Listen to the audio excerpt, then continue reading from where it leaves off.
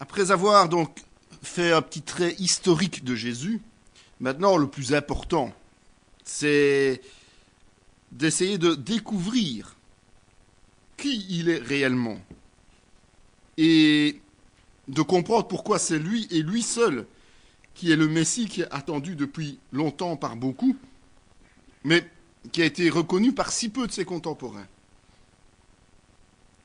C'est la personne de Jésus. Jésus, on va voir sous plusieurs angles, et le premier, c'est l'humanité de Jésus, Jésus homme. Il est quand même très important de se rendre compte de cette réalité-là. Jésus était bien un homme d'apparence normale. C'était un homme ordinaire. C'était pas un bel athlète, il n'était pas hors norme. C'est pas quelqu'un qui se distinguait par son physique du peuple juif. C'est simplement par la puissance d'en haut qui, à un moment donné, est intervenu dans sa vie, qu'il s'est démarqué des autres juifs. D'accord ? Ce n'est pas quelqu'un qui était un héros au sens humain du terme. Alors, il est dit que la parole s'est incarnée. Et la parole a été faite chair, elle est habitée parmi nous. Dès son prologue, Jean va nous dire, et va nous enseigner que Jésus est la parole incarnée. Ça dénote bien que, pour être le sauveur de l'humanité, de l'homme, il doit devenir un homme aussi, à part entière, sans péché évidemment, et un homme qui allait se sacrifier, un sacrifice qui était agréé par Dieu le Père.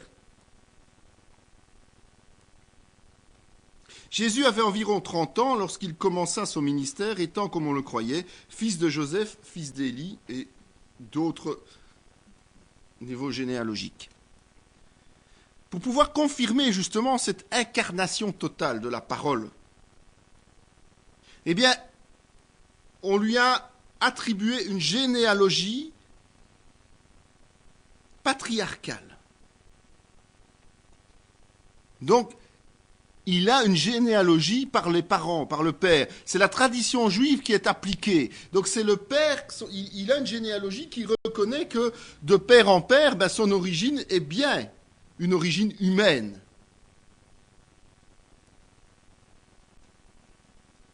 En ce temps-là, Jésus vint de Nazareth en Galilée, et il fut baptisé par Jean dans le Jourdain. C'est un point essentiel du côté humain de Jésus-Christ. C'est qu'il s'est à ce point identifié à chacun d'entre nous, à nous les humains, qu'il a même demandé à recevoir le baptême d'eau par Jean-Baptiste. S'il ne s'était pas considéré comme homme, s'il s'était considéré comme un surhumain, comme quelqu'un au-dessus de la moyenne, il n'aurait pas demandé ce geste simple d'obéissance, un baptême de repentance. Il n'en avait pas besoin, lui, de la repentance. Mais il a quand même présenté un baptême de repentance. Et quand je dis que c'était un homme, c'était, au-delà de cela, un homme ordinaire. N'est-il pas le fils du charpentier ? N'est-ce pas Marie qui est sa mère ? Jacques, Joseph, Simon et Jude ne sont-ils pas ses frères ? Aux yeux de tous ses contemporains, de tous ceux qui habitent là-bas, bien, il est reconnu comme un homme normal. C'est un fils de charpentier. Il faut croire qu'il était plus fils d'entrepreneur que charpentier. C'est peut-être une erreur de traduction, simplement parce que à l'époque, on ne construisait pas des charpentes de maisons. C'était des maisons en terre cuite, des maisons qui n'avaient pas de charpente. Mais c'est une erreur de traduction, mais ça n'empêche que c'est quelqu'un qui est un fils ordinaire, d'un entrepreneur, de quelqu'un qui travaillait dans le bâtiment, tout simplement. Et il était l'aîné d'une famille nombreuse. Il avait des frères et des sœurs. Venez voir un homme qui m'a dit tout ce que j'ai fait. Jean 44, 29, 1. Il répondit, l'homme qu'on appelle Jésus a fait de la boue, a oint mes yeux et m'a dit, va au réservoir de Siloé et lave-moi. Même si Jésus accomplit des miracles, même s'il fait des gestes extraordinaires par la puissance de Dieu, Tous ceux qui sont face à lui le voient comme qui? Comme un homme. Il n'a rien de spécial, Jésus-Christ. C'est quelqu'un qui se serait fondu dans la foule. Au niveau humain, apparence humaine, il n'a absolument rien de particulier. Et tous ceux qui le voient le considèrent comme un homme. Sur quoi quelques scribes dirent au-dedans d'eux, cet homme blasphème. Les pharisiens ayant entendu cela dire, cet homme ne chasse les démons que par Belzébul, prince des démons. Les Juifs lui répondirent, ce n'est point pour une bonne œuvre que nous te lapidons, mais pour un blasphème, et parce que toi, qui es un homme, tu te fais Dieu. Alors les principaux sacrificateurs et les pharisiens assemblèrent le Sanhédrin et dirent, que ferons-nous, car cet homme fait beaucoup de miracles. C'est à ce point réel que Jésus est un homme aux yeux des Juifs, que même les leaders spirituels, les responsables, considèrent Jésus comme un blasphémateur, et ils considèrent Jésus comme un occulte. Quand il a le culot de se présenter comme étant l'envoyé de Dieu ou comme Dieu lui-même, malgré le fait qu'il donne des signes indiscutables de puissance, les interlocuteurs sont incapables de reconnaître en fait en Jésus autre chose qu'un homme. Et ça, c'est important de bien le souligner et de bien le reconnaître. Alors il se mit à faire des imprécations et à jurer, je ne connais pas cet homme. C'est Pierre qui dit ça. Donc, même aux yeux de ses proches, dont Pierre fait partie, ce sont ses plus intimes, il est et il demeure un homme. Même s'il a une destinée extraordinaire, même s'il a un rôle à jouer formidable, il est un homme. Ils se mirent à l'accuser, disant « Nous avons trouvé cet homme excitant notre nation à la révolte, empêchant de payer le tribut à César, et se disant lui-même Christ roi. » Pilate dit aux principaux sacrificateurs et à la foule « Je ne trouve rien de coupable en cet homme. » Quand Pilate entendit parler de la Galilée, il demanda si cet homme était galiléen. Le centenier, voyant ce qu'il était arrivé, glorifia Dieu et dit « Certainement, cet homme était juste. » Jésus sortit donc, portant la couronne d'épines et le manteau de pourpre, et Pilate leur dit « Voici l'homme. » On va jusqu'aux Romains, jusqu'à ceux qui interviennent aux occupants. Et eux aussi, Pilate, le centenier notamment, ne font allusion à aucune particularité dans l'apparence humaine de Jésus. C'est un homme. Et c'est un homme à part entière. Et non seulement il y a l'apparence physique de Jésus. Jésus est un homme, mais il y a aussi sa condition humaine. Et il y a des détails qui sont donnés de sa vie qui permettent de voir que c'était un homme comme vous et moi. Il y a d'abord tous ses besoins vitaux. On parle de Jésus qui a faim, on vient de le voir lors de la tentation notamment. Il a faim, donc il a cette sensation de faim. Il a des moments de fatigue. Il a soif. Il y a des détails physiques, on parle à certains endroits de sa face, de la main droite, les pieds de Jésus, le manteau, les vêtements, la tête, les yeux, le doigt. Ce sont tous éléments physiques. Donc ça montre bien que ce n'était pas quelqu'un qui était surnaturel, c'était quelqu'un qui avait des organes comme nous. Il a une identité. Le Fils, le prénom, une mère et des frères, son père, Jésus de Nazareth, et toutes sortes d'autres noms qu'il y avait. On donne des détails physiologiques. On parle de sa sueur, on parle de sa salive. Donc on pourrait estimer qu'il aurait pu avoir une apparence d'homme, mais qu'il n'aurait pas eu les actes d'homme, et qu'il n'aurait pas eu les conséquences d'un homme. Si, on parle de cela. On parle aussi d'actes concrets qu'il fait. On dit qu'il voit, on dit qu'il s'éloigne et qu'il prie, qu'il fait quelques pas et qu'il se jette. Il dort, il se réveille, on le saisit, il enseigne, il boit, il entre, il mange, il touche, il se retourne, il ne répond pas, il fait un fouet, chasse et renverse, il s'assied, il écrit, il se baisse, il se tient debout, il s'écrie, il marche, il parle, il crache. Quoi de plus normal et de plus logique par rapport à un homme? On parle aussi de ses sentiments, qu'il exprime ou qu'il montre. On parle de la douceur et de l'humilité de cœur. On dit qu'il est ému de compassion. On parle de la tristesse et l'angoisse, la frayeur, la souffrance, la colère, l'émotion. On dit qu'il a pleuré, qu'il est troublé. Est-ce que tous ces termes ne font pas partie de chacune de nos vies? Comment pourrait-on aujourd'hui douter encore et remettre en question le fait que Jésus est humain? Comment pourrait-on encore en douter quand nous lisons ce genre de choses? Évidemment, Jésus est un homme, mais il a un destin très particulier pour un homme. Ça, on ne peut pas le nier non plus. Et ce destin particulier est un destin de fils de l'homme. Et la parole a été faite chair, elle a habité parmi nous, pleine de grâce et de vérité. Nous avons contemplé sa gloire, une gloire comme la gloire du Fils unique venu du Père. Outre le fait que Jésus est un homme, il faut souligner un autre aspect. C'est que Jésus est parfait. Il a résisté à toutes les épreuves. Il a une mission glorieuse à accomplir. Donc il y a une dimension spirituelle à sa dimension d'homme. Donc une dimension spirituelle qui vient s'ajouter à sa stature d'homme, tout simplement. Car le Fils de l'homme est venu sauver ce qui était perdu. Car le Fils de l'homme est venu non pour perdre les âmes des hommes, mais pour les sauver. Car le Fils de l'homme est venu chercher et sauver ce qui était perdu. Jésus, Fils de l'homme, est venu pour sauver l'humanité. Et c'est vrai que le terme « fils de l'homme » est utilisé parce que ça recouvre parfaitement le contenu et la manière d'apporter une nouvelle alliance au monde.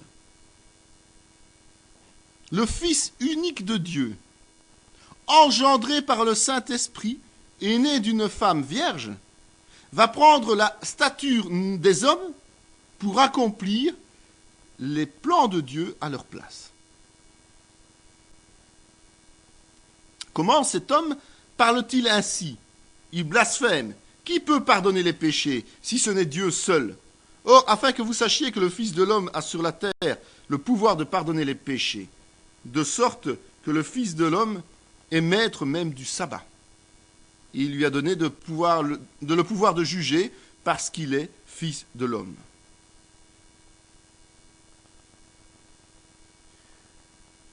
L'autorité spirituelle va lui donner une légitimité par rapport au peuple élu. Il a le droit d'avoir de l'autorité spirituelle. Cela fait partie de ses attributions d'avoir cette autorité spirituelle vis-à-vis du peuple élu. Jésus lui répondit, « Les renards ont des tanières et les oiseaux du ciel ont des nids, mais le Fils de l'homme n'a pas où reposer la tête. » C'est ainsi que le Fils de l'homme est venu, non pour être servi, mais pour servir et donner sa vie comme la rançon de plusieurs. Alors il commença à leur apprendre qu'il fallait que le Fils de l'homme souffrit beaucoup, qu'il fût rejeté par les anciens, par les principaux sacrificateurs et par les scribes, qu'il fût mis à mort et qu'il ressuscita 3 jours après. Pour vous, écoutez bien ceci, le Fils de l'homme doit être livré entre les mains des hommes. Donc le fait qu'il ait une autorité spirituelle tout à fait naturelle et légitime vis-à-vis du peuple élu ne va pas l'exempter de la souffrance, au-delà des limites que l'on pourrait nous-mêmes accepter, évidemment. Il a été trahi par ceux qui étaient censés l'accueillir quand même, l'accueillir en héros, en messie. Et il connaissait parfaitement cette situation. Il savait parfaitement qu'il serait rejeté. Il savait parfaitement qu'il serait crucifié. Il connaissait les prophéties. Et qu'il disait, il faut que le Fils de l'homme soit livré entre les mains des pécheurs, qu'il soit crucifié, qu'il ressuscite le 3e jour. Car de même que Jonas fut 3 jours et 3 nuits dans le ventre d'un grand poisson, de même le Fils de l'homme sera 3 jours et 3 nuits dans le sein de la terre. Heureusement pour la destinée de Jésus, et c'est logique, que le plan parfait de Dieu ne va pas se limiter à ce passage horrible, à cette crucifixion cruelle, à cette mise à mort. Mais évidemment, dans sa destinée humaine, il y a aussi la résurrection qui est annoncée. Après 3 jours et 3 nuits au cœur de la terre. Parce qu'il doit aller témoigner aussi à ceux qui se sont endormis avant lui, à ceux qui attendaient la bonne nouvelle du salut jusqu'à ce qu'il ait accompli les plans de Dieu et qu'il leur ouvre justement la voie royale vers Dieu le Père. Alors, le signe du Fils de l'homme paraîtra dans le ciel, toutes les tribus de la terre se lamenteront, et elles verront le Fils de l'homme venant sur les nuées du ciel avec puissance et une grande gloire. Car comme l'éclair resplendit et brille d'une extrémité du ciel à l'autre, ainsi sera le Fils de l'homme en son jour. L'avenir du Fils de l'homme, l'avenir de Jésus, est programmé. Programmé pourquoi ? Pour bénéficier de la gloire qui est réservée à Dieu seul. Malgré le fait qu'il est rejeté, sa destinée, c'est la gloire. Jésus leur répondit, « Je vous dis en vérité, quand le Fils de l'homme au renouvellement de toutes choses sera assis sur le trône de sa gloire, vous qui m'avez suivi, vous serez de même assis sur 12 trônes, et vous jugerez les 12 tribus d'Israël. » Jésus lui répondit, « Tu l'as dit, de plus je vous le déclare, vous verrez désormais le Fils de l'homme assis à la droite de la puissance de Dieu et venant sur les nuées du ciel. » Cet homme naturel, cette destinée particulière, va l'amener à se retrouver à la droite de Dieu le Père, sur le trône de gloire. Et il va être à terme entouré par ses 12 plus fidèles collaborateurs. Ceux qui l'ont accompagné pendant son ministère itinérant, moins 1 plus 1, celui qui a été retranché et celui qui l'a remplacé. Ces 12-là vont être à ses côtés. Ces 12 apôtres vont être à ses côtés et vont être sur des trônes à côté de Jésus-Christ. Mais c'est Jésus lui-même qui a cette destinée merveilleuse. Alors, étant un homme de stature normale, il a une destinée tout à fait surnaturelle pour un homme normal. Ça, il faut en être conscient et il faut le reconnaître comme tel. Mais, outre le fait qu'il ait une destinée surnaturelle, il faut aussi souligner qu'il est non seulement un homme avec une destinée, mais il est aussi Dieu à part entière. C'est ça qu'il faut comprendre. Au commencement était la parole, et la parole était avec Dieu, et la parole était Dieu. Jésus leur dit, en vérité, je vous le dis, avant qu'Abraham fût, je suis. Et maintenant, toi, Père, glorifie-moi auprès de toi-même de la gloire que j'avais auprès de toi avant que le monde fût. On a vu que Jésus était homme, et qu'il était homme, mais que la parole était faite chair. D'accord ? On a vu ça au début. Ici, Jean affirme que cette parole est Dieu. Et qu'il n'y a aucun doute quant à son origine éternelle. Donc il était de tout temps. Il était Dieu lui-même. Généalogie de Jésus-Christ, fils de David, fils d'Abraham. Voici de quelle manière arriva la naissance de Jésus-Christ. Marie, sa mère, ayant été fiancée à Joseph, se trouva enceinte par la vertu du Saint-Esprit avant qu'ils eussent habité ensemble. C'est pour cette raison, simplement, que Jésus a été incarné de cette manière particulière au travers d'une jeune fille pure qui était fécondée par le Saint-Esprit. Parce qu'il est Dieu. Et Dieu ne pouvait venir au monde par un acte sexuel humain. Ça aurait été une base de péché, puisque notre nature même de chair est pécheresse. Donc il fallait qu'il naisse d'une manière particulière. Et pour pouvoir naître de manière pure, il fallait que ce soit Dieu lui-même qui engendre Dieu.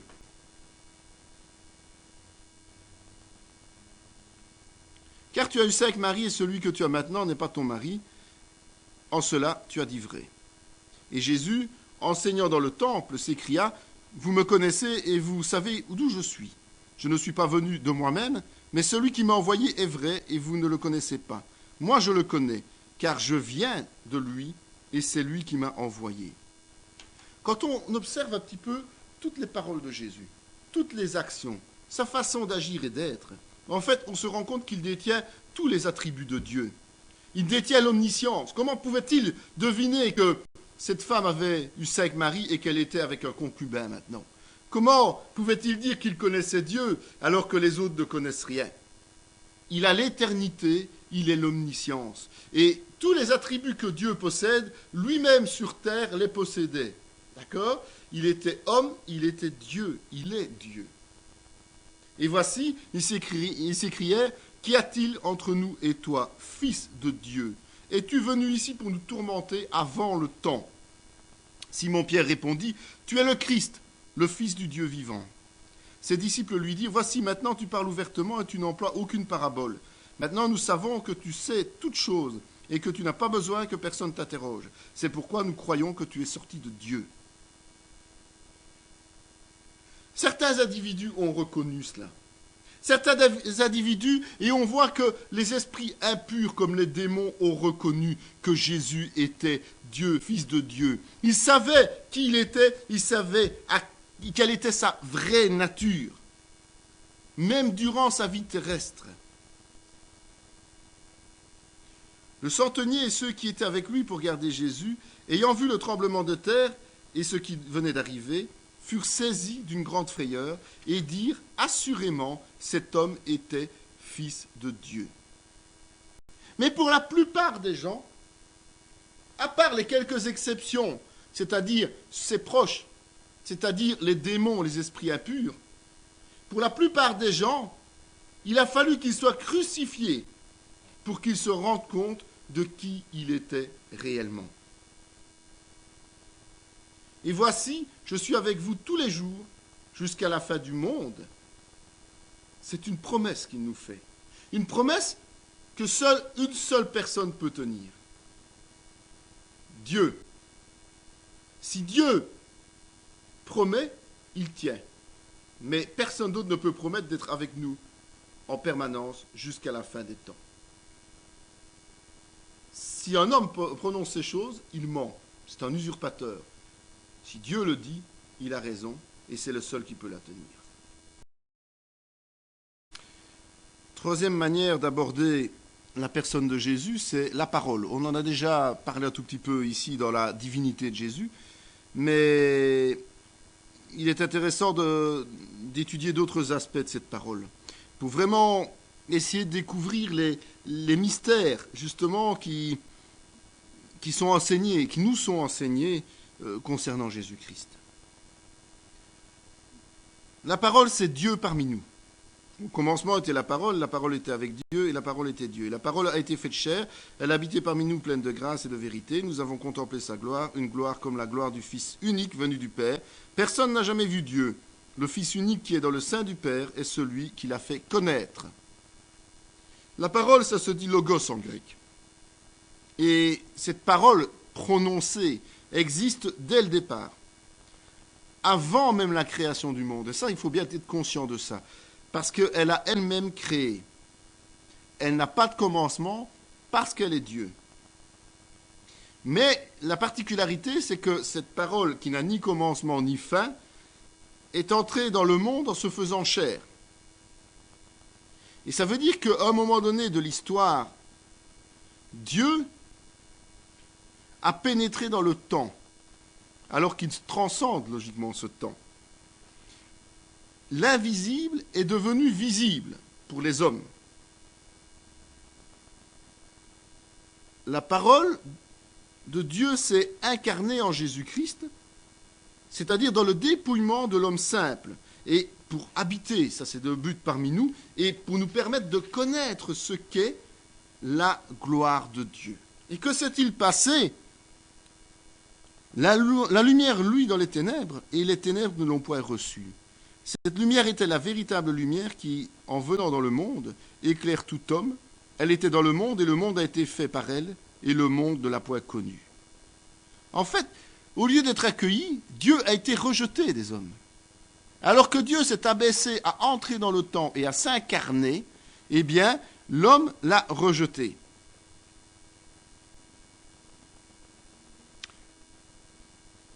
Or, Dieu est le Dieu de toutes choses et de tout être vivant. Et donc, il est venu et il est descendu sur terre pour se révéler à tous les hommes qui, depuis Adam, vivent dans les ténèbres. Mais peu l'ont reconnu et peu l'ont accepté, beaucoup l'ont rejeté, ça c'est une constatation que l'on doit faire, et on doit admettre qu'effectivement, la situation est tout à fait perturbante. Elle est venue chez les siens et les siens ne l'ont point reçue.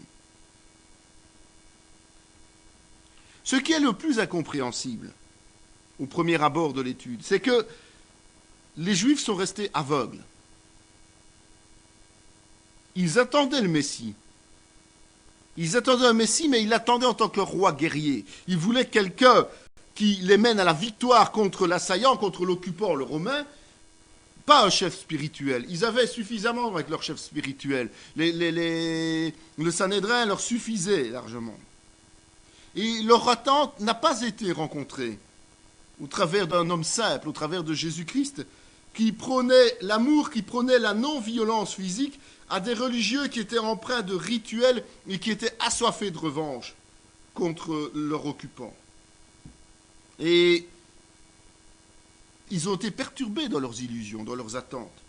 Et donc, parce qu'ils ont été perturbés dans leurs attentes, ils ont finalement décidé d'éliminer physiquement celui que Dieu leur a envoyé, Dieu lui-même. Ils se sont attaqués à Dieu lui-même.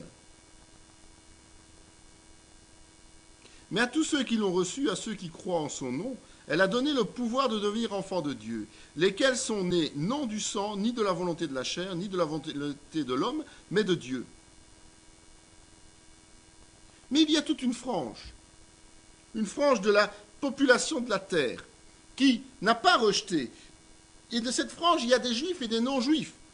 Et ces gens ont accepté le message de l'Évangile. Et ceux-là sont automatiquement devenus enfants de Dieu et membres du royaume de Dieu. Ils sont passés par la nouvelle naissance spirituelle qui a été enseignée notamment à Nicodème. Et tous ceux qui ont accepté la parole descendue sur terre ont un nouveau statut, ils sont devenus enfants de lumière par rapport aux ténèbres dans lesquelles ils étaient. Et donc, pour devenir comme ceux-là, comme ces gens, il suffit de croire en Jésus, c'est la parole. Il faut marcher comme un véritable enfant de Dieu, c'est-à-dire marcher dans l'obéissance, en allant puiser toutes les grâces auprès de Christ. Cette vidéo fait partie intégrante de la formation en théologie pratique dispensée par la mission de théologie Emmanuel de Parakou, Bénin, sous l'autorité académique du Centre chrétien Emmanuel SBL, Spa, Belgique. Pour mieux connaître nos activités, voici nos différentes adresses.